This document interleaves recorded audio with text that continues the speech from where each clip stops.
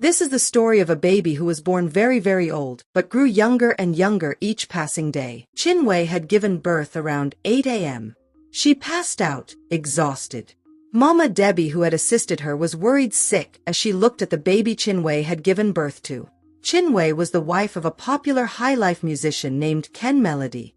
Ken Melody was very popular in the village. All his high-life songs were smash hits. On this very day, he had become a father. But he was unaware because he had traveled with his band to France for a show. The odd-looking child was laid fearfully and gently on a table. The mother had passed out after struggling to give birth to him. So she was not yet aware of what she had just born into the world of men. The child was strange. He wasn't crying. He wasn't smiling either. He just looked old. Very, very old. Inside the hut, the first 3 visitors arrived. They were Ken Melody's closest friends, Ifi the barber, Chuka the palm wine tapper, and Toby the market butcher. "We should enter," Ifi said, smiling. "I'm shaking. I can't wait to see the child," Chuka laughed. "Maybe the child was born with a guitar in his hands." Toby chuckled. "Or with a trumpet," he added. They all laughed and turned to enter the room. But the laughter died quickly. Their smiles vanished. "What is this?" Toby whispered. Chuka's jaw dropped open, his eyes wide. "Jesus, what is this thing?" Ifi said again, this time louder. The 3 men stared at the baby on the table. Their mouths opened wide. Their skin crawled. The baby's body was full of wrinkles, his eyes sunken, his lips dry like he had chewed bitter leaf all night. He had gray hairs on his chest. His hands looked like they had climbed trees for 100 years. The child was not a child. He looked like a grandfather. A great-great-grandfather. Before anyone could say a word, the baby turned his head and stared bleakly at the men. The 3 men shouted, "Blood of Jesus!" and ran out of the hut like goats escaping fire. Outside, the crowd stared suspiciously from the fence. People looked confused. What had happened? The 3 men had taken off their shirts by the time they reached the center of the compound. They were breathing heavily with their hands on their knees. Then they saw 3 women dancing towards them with powder containers, Ada, Nkiru, and Mama Peace, close friends of Chinwe, the new mother. They danced past the men towards the hut. The men just shook their heads because they knew what would happen next. The women, still dancing, entered the hut and went straight to the inner room where the baby was. Seconds later, they screamed, "Jesus! Ah!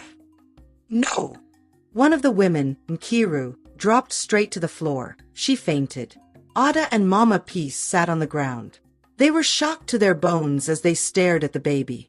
Peace screamed. "Who born this old man?" she shouted. The baby, hearing the noise, turned on his belly and started crying. But it wasn't a normal baby cry. It was like the loud, deafening, and irritating sound of a very tired old man trying to clear his throat.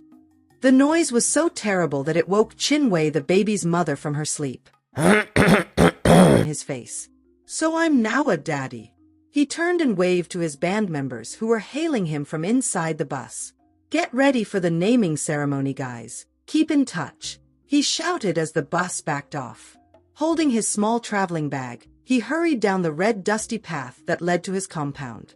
As soon as he stepped into his house, he dropped his bag on the floor. "Home sweet home," he smiled. His wife, Chinwe, came out of the bedroom. She looked pale, quiet. Her eyes were tired, but she smiled when she saw him. She opened her arms and hugged him tight. "Welcome, my husband," she said softly. "I've missed you so much." "Where is my son?" he asked quickly, excitement burning in his voice. "I want to see him." He pulled away, held her hands and looked at her. But something was off. Chinwe's smile didn't reach her eyes. She looked moody. "Are you okay?" he asked. "Is the baby all right? Did you receive the money I sent through Chuka?" Chinwe nodded slowly. "Yes, I'm okay. The baby is fine. And yes, Chuka delivered the money. Thank you, honey." She leaned in and kissed him. "It's a boy," she whispered. Ken Melody's eyes widened. He gripped his chest. He sat on the couch, trying to suppress his excitement. Then he jumped up like a child who just saw fireworks. "It's a boy," He spun around the room. Hey! At last! I'm a father! A father to a bouncy baby boy, he shouted. He knelt down immediately, lifted his hands, and began thanking God loudly. Thank you, my father. I shall raise him to sing better than me. My name will continue forever. He got up and started dancing around the room. Then he turned to Chinwe. Bring him to me right away. I want to see him. As Chinwe walked away, he asked from behind. Has your mother arrived for Omugwo? Have you called her? Yes, I have. She will arrive tomorrow. Chinwe shouted back as she walked towards the bedroom. Ken was still dancing with his back turned. Then he heard her voice. Here he is, Chinwe said gently with a smile on her face. Ken Melody turned around happily. Then he saw the baby. His smile disappeared. Ken screamed, Blood of Zechariah! He froze on the spot. One of his legs was still raised from dancing, but now it felt like stone. A cold chill crawled up his back. His eyes widened. His mouth opened. He looked again. The baby's body was wrinkled. His face was bent and saggy like old yam skin. His fingers looked like dry sticks, and his eyes were half shut like someone who had seen too much in life. Ken Melody started sweating. He rubbed his eyes hard. He looked again. The baby was still the same. He took 2 slow steps back. What is this? He asked, pointing at the baby, his voice shaking. Ken, what do you mean? He is your son, Chinwe said, confused. Ken shouted, Chinwe, the last time I checked, this is not April Fool's Day. His voice rose. What is the meaning of this? Where is my son? Chinwe blinked, confused and scared. He is your son, she said. Now carry him. Hey! Ken screamed. Don't come near me. Take him away from me. That thing is not my son. He backed away. Look at him. He looks like an ancestor. His voice dropped. His eyes narrowed. He stared at Chinwe with fire in his eyes. Chinwe, he said slowly. Who is the real father of this baby? Chinwe's mouth opened, but no words came out. I swear on the old gods and the new, Ken growled. If I find out you've been doing anything behind my back. He took off his shirt, brought out a lighter from his pocket, flicked it on and held it up. I will burn this house down with my own hands. He took a step forward. Where is my son, Chinwe? The room fell silent. The baby suddenly coughed. An irritating sound that made Ken Melody's skin crawl. Ken Melody raised his head and shouted, Jesus! He dropped the lighter and ran out of the hut. He didn't return until midnight. Chinwe sat on the couch.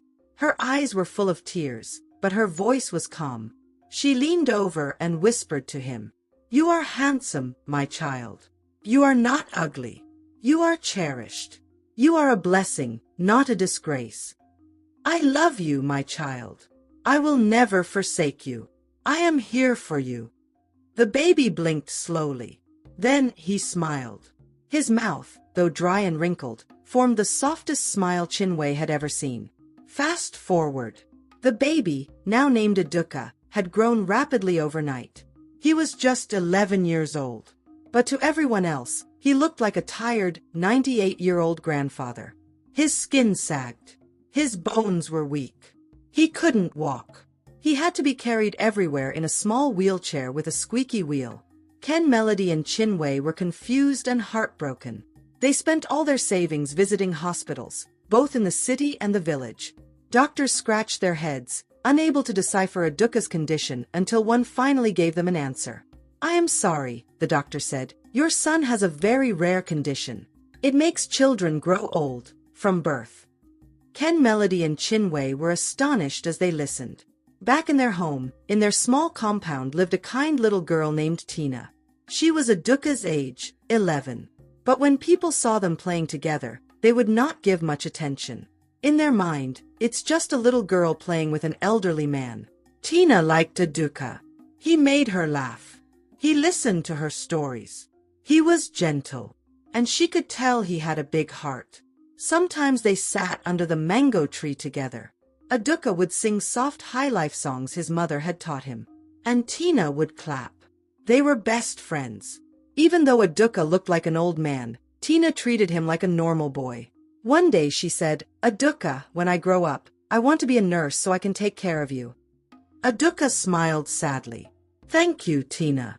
Maybe by then, I'll be a dead man." Tina giggled. She didn't understand what Aduka was saying. "You're funny," she said. But deep inside, Aduka sometimes cried at night. He wondered why he was different. Why he couldn't run. Why he had never gone to school. Why people feared him. He had many questions, but no answers. Fast forward. Aduka is now 37 years old. He lived quietly, mostly indoors. He still looked very old, but his mind was sharp, and his spirit was stronger than ever. That night, it rained gently. The standing fan blew softly in the room. Then, just after midnight, something strange happened. Aduka opened his eyes suddenly. He sat up. But this time, his body felt light. He frowned. Usually, he needed help to sit up. But now, it was easy. He slowly removed the blanket. Then checked himself. He moved his legs. He stood up. No pain. Then slowly, he looked down at his third leg. What he saw shocked him. Excited, he walked around the room. 1 step. 2 steps. Then he started walking fast. "I'm walking," he whispered. "I'm really walking." He rushed to the door but paused. There was a small mirror hanging on the wall beside the wardrobe. He turned to look. Then he froze. His eyes went wide. He took a step closer. He blinked hard. His wrinkles were gone. His cheeks were smooth. His lips looked younger.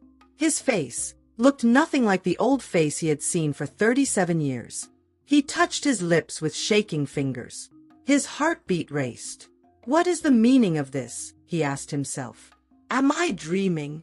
He slapped himself lightly.